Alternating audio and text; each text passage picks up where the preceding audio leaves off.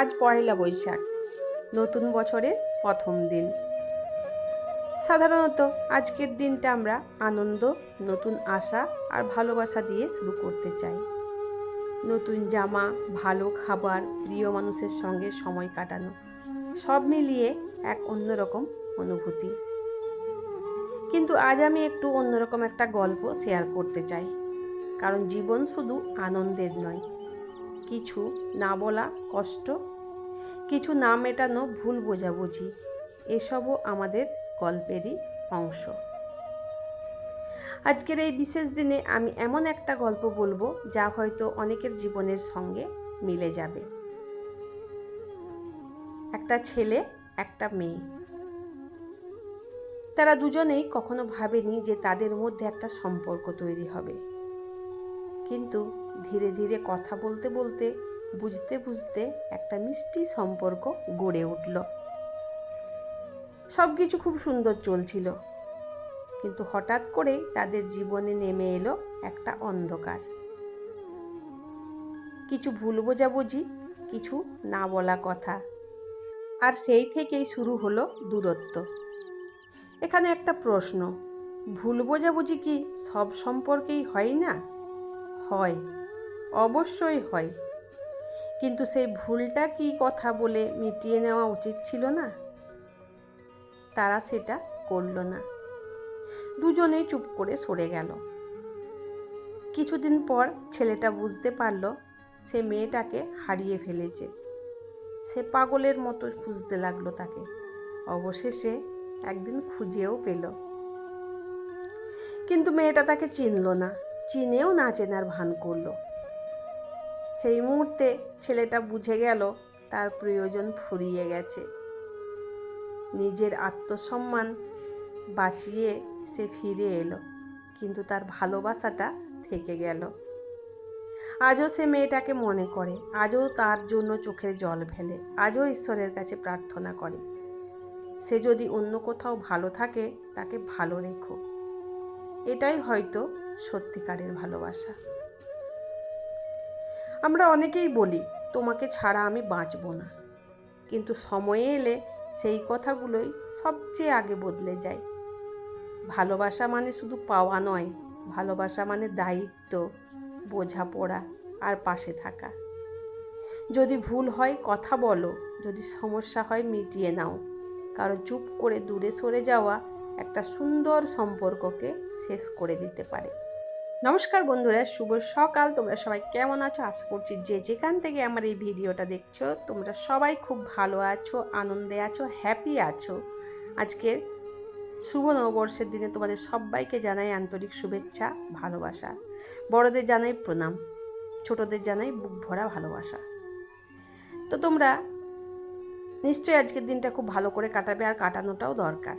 কিন্তু আমার তো সেই রোজকার রুটিন, আমার তো ছুটি নেই আজকে, তাই সকাল সকাল ঢুকে পড়েছি সেই রান্নাঘরে আগুনের তাপের কাছে। তবে একটা কথা কি বলো তো, স্পেশাল দিনগুলোতে নিজের প্রিয় মানুষগুলোর মধ্যে যদি একটুখানি ভালো মন্দ রান্না করে দেওয়া যায়, তাহলে কিন্তু সেটাতেও অন্যরকম অনুভূতি, অন্যরকম আনন্দ। সকাল থেকে শুরু করেছি, খুবই ব্যস্ততার মধ্যেও একবার করে নিজের শরীরের মধ্যে যে ঘামটা বেরোচ্ছে সেটা একবার করে মুছে একটুখানি করে জিরিয়ে আবার চলেছি কাজের দিকে। এটাই হচ্ছে সবচেয়ে বড় তৃপ্তি, সবচেয়ে বড় পাওনা। রান্না আমার পুরোপুরি হয়ে গেছে, মানে আর একটুখানি বাকি আছে। এদিকে তোমাদের দাদাভাই জল খাবার নিয়ে চলে এসেছি, কচুরি জিলিপি। আমি বলেছিলাম ওটা আনতে, কারণ প্রত্যেক বছর পয়লা বৈশাখে আমার মা কিন্তু আমাদেরকে কোনোদিন পোড়া জিনিস খাওয়ায়নি। প্রত্যেক বছর পয়লা বৈশাখে আমার মা কিন্তু আমাদেরকে ভালো ভালো জিনিসেই খাইয়েছে। ভালো জিনিস বলতে মধ্যবিত্ত পরিবারে যা হয় আর কি। মা চাইতেন যে তার 4টে রাজকন্যা যেন আজকের দিনটা ভালোভাবে কাটুক। শত কষ্টের মধ্যেও আমার মা কিন্তু সেই আমাদের জন্য জামা প্যান্ট কিনে দিতেন। 4টে মেয়েকে বড় করা মুখের কথা নয়, তাও মা কষ্ট করে কিন্তু সেটা করতেন।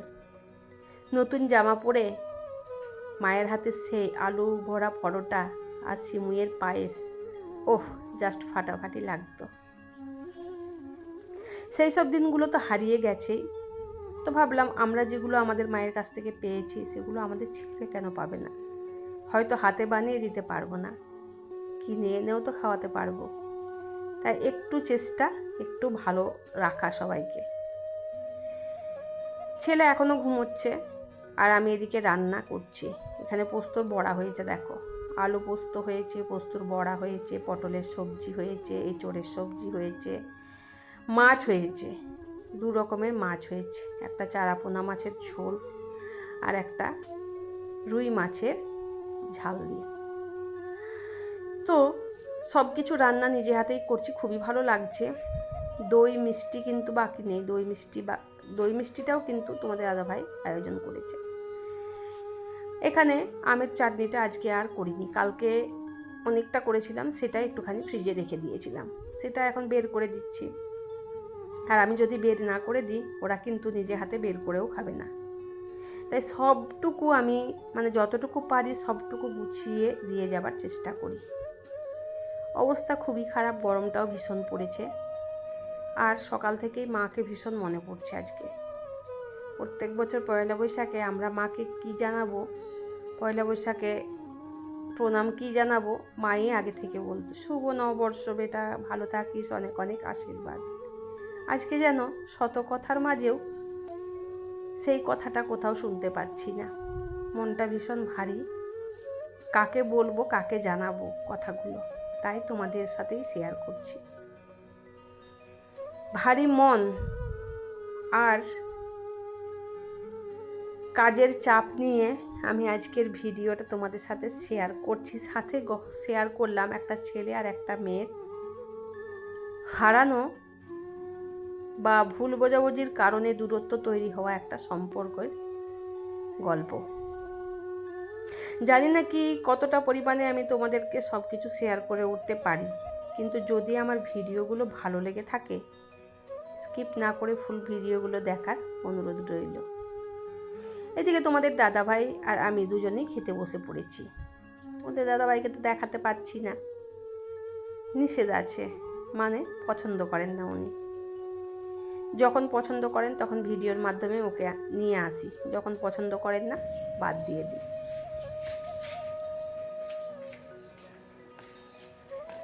চলো বন্ধুরা, আজকেও ডিউটি যেতে হচ্ছে, চলো। আর একটু বলে দিলে, শুভ নববর্ষের অনেক অনেক শুভেচ্ছা, প্রীতি, ভালোবাসা। ওই গো বান্ধবটুকু, শুভ নববর্ষের অনেক অনেক প্রীতি, শুভেচ্ছা, ভালোবাসা। শুভ নববর্ষ।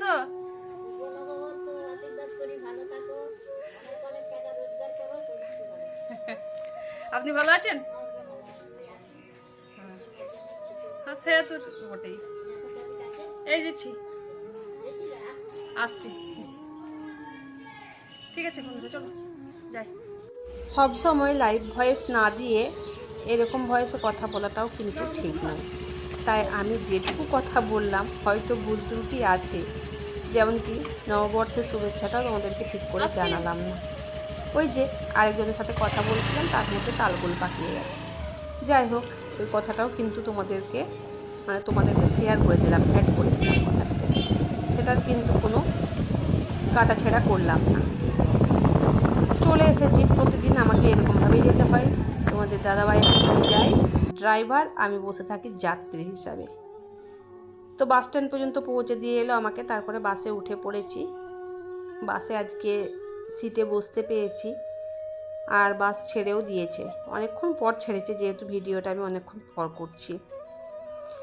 আর আজকে বাসে বসতে পেয়েছি একটু তাড়াতাড়ি রান্নাবান্না ছেড়ে চলে এসেছি বলে বসতে পেরেছি, সামনের সিটেই আমি কিন্তু বসেছি।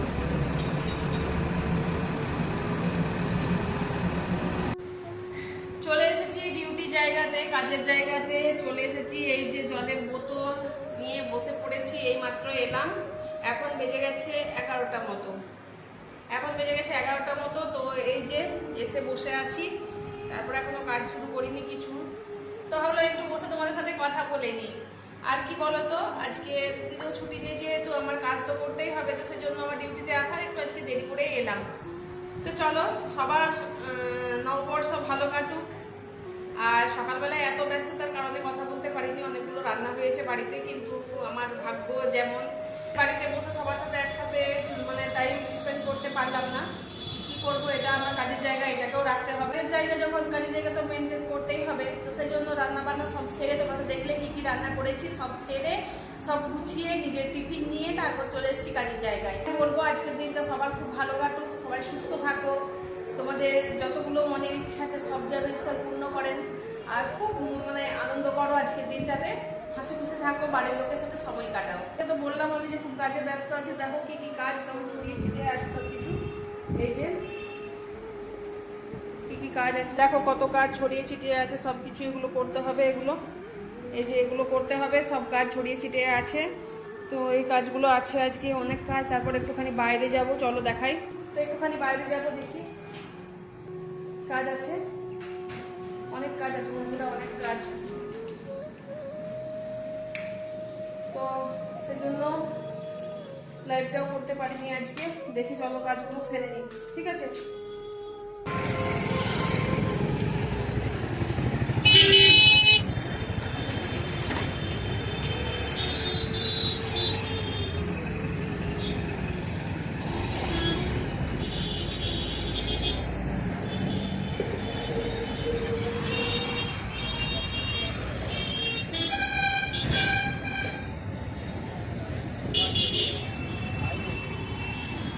রোদে অবস্থা খারাপ আমার একদম। এটা ফার্নিচারের দোকানটা, এখান থেকে একটা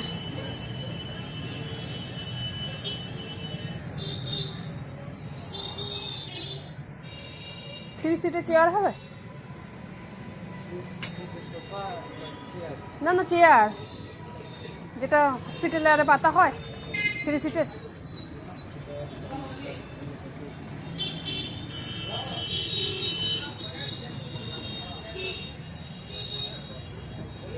থ্রি সিটের চেয়ার হবে? থ্রি সিটের চেয়ার হবে? কত দাম আছে? কিন্তু স্যার তো নিয়ে গিয়েছিলেন 6,000। স্যারকে দিয়েছিলেন আপনাদের এখান থেকে 6,000 টাকা নিয়েছিল। সে যখন যা দাম তাকে দিদি, তখন দাম কম ছিল, দিয়েছি। 6,000 হবে না? আরো বাড়বে, আরো 5 দিন দেওয়ার না, 5 দিন পরে একটা দাম হয়ে যাবে 7,500 টাকা। যা খবর পাচ্ছি মাথা কাঁপছে। তাহলে দেখি ফোন করে জিজ্ঞাসা করি। চেয়ারটা অর্ডার দিয়ে বিল মিটিয়ে চলে আসছি আমি টোটোতে করে, কারণ যা রোদ্দুর, একবার হেঁটে হেঁটে গেলাম, আবার হেঁটে হেঁটে ফেরা মানে খুব মুশকিল, আর ভীষণ গরম। আর সাধারণত আজকের দিনে আমি ভেবেছিলাম যে আজকের দিনটা আমার একটুখানি মানে নিশ্চিন্তে কাটবে, কিন্তু আজকের দিনেই বেশি কাজ। আর আমরা মজা করে একটা কথা বলতাম যে প্রথম দিনে যা করা হয় সারা বছর কিন্তু সেটাই করা হয়। এটার কোনো কিন্তু মানে হয় না, তাও আমরা কিন্তু এখনও এটাই বিশ্বাস করি। আমি তো বিশ্বাস করি যে বছরের প্রথম দিনে আমরা যেটা করব সেটাই কিন্তু সারা বছরটা করে যাব। এটা ভুল কথা যদিও, কিন্তু বিশ্বাস মানুষের, মানে যার যার বিশ্বাস তার তার কাছে। ফিরলাম, চলো। এখনো পর্যন্ত প্রচুর কাজ পড়ে আছে, দেখতেই পাচ্ছ মুখ চোখের অবস্থা। সাথে কিনে নিয়ে এলাম একটা লস্যি, কিনে নিয়ে এলাম। এখনো পর্যন্ত এগুলো কিছু পরিষ্কার করে রাখা হয়নি, এবার রাখবো। তো তার আগে একটুখানি বসে তারপরে এই যে লস্যিটা খাবো, তারপরে জিনিসগুলো রাখবো। দেখতে পাচ্ছ মুখের অবস্থাটা কি হয়েছে, বাইরে প্রচণ্ড রোদ, মানে মুখটা কি বলবো একদম পুড়ে যাচ্ছে রোদে। মানে কি বলবো, বাইরে এত পরিমাণে রোদ, মুখটা পুরো পুড়ে যাচ্ছে রোদে। আর দেখতেই পাচ্ছ আমার স্কিনের অবস্থা একেই খারাপ, তারপরে তো আবার রোদ পেয়ে আবার হয়ে গেল। তার এবারে একটু ফ্যানের হাওয়াতে বসে লস্যিটা খাবো, তারপরে ওই সবগুলো গুছিয়ে রাখতে হবে। তারপরে একটু পরেই স্যার চলে আসবেন। বন্ধুরা, তোমাদেরকে কিন্তু ঠান্ডা ঠান্ডা লস্যিটা দিতে পারছি না, দেখো তোমাদেরকে দেখিয়ে দেখিয়ে কিন্তু আমি খাচ্ছি। কি করব, ভীষণ তেষ্টা পেয়েছে, তো ভাবলাম ঠান্ডা জল কিনে খাওয়ার থেকে একটা লস্যি কিনে খাই, তাই খেলাম। এই যে থ্রি সিটের চেয়ারটা আছে, এটাই অর্ডার দিতে গিয়েছিলাম তো আমি কিছুক্ষণ আগে, তো সেটা আসতে অনেকটাই দেরি করছিল। তো ফাইনালি এতক্ষণে চলে এসেছে এই যে 3 সিটের চেয়ারটা, ওইখানে একটা 3 সিটের চেয়ার আছে, তো ওই চেয়ারটা থাকা সত্ত্বেও এখানে আরেকটা 3 সিটের চেয়ার নেওয়া হলো, ঠিক আছে। তো এটার জন্যই আমি গিয়েছিলাম। এই যে এটা এদিকে আছে। চলো এবার আমি কিন্তু খাবো, খিদে পেয়েছে। আমি এই চেয়ারটার জন্যই অপেক্ষা করছিলাম যে কখন আসবে চেয়ারটা, তারপরে খেতে বসবো আমি। এবার খাবো আমি, খাওয়া দাওয়ার পর এখানে স্যার ঢুকবেন, স্যারের যেহেতু ওপিডি আছে। তো চলো খেয়ে নিই আমি। খাওয়া দাওয়ার ভিডিও তোমাদের সাথে শেয়ার করতে পারলাম না, কারণ তারপরে স্যার চলে এসেছিলেন। তো স্যারের ওপিডি শেষ করে আমি কিন্তু এবার বাড়ি ফিরে এসেছি আমার নিজের জায়গাতে। তো ভাবলাম প্রচণ্ড গরম পড়েছে, একটা নয় দুটো আইসক্রিম কিনে নিয়ে যাই, আর তোমাদের দাদাভাই একটা ঠান্ডা খেলো। তো আইসক্রিমটা কিনে বাড়িতে নিয়ে এলাম। তো এই ছিল আজকের আমার পয়লা বৈশাখের ভিডিও। বন্ধুরা কেমন হয়েছে ভিডিওটা একটু জানাবে। আর কিন্তু রাতের দিকের ভিডিও তোমাদের সাথে শেয়ার করতে পারছি না, সেজন্য খুবই দুঃখিত। তো ভালো লাগলে লাইক শেয়ার কমেন্ট করবে। দেখা হচ্ছে তোমাদের সাথে আবার কোনো ভিডিও সাথে।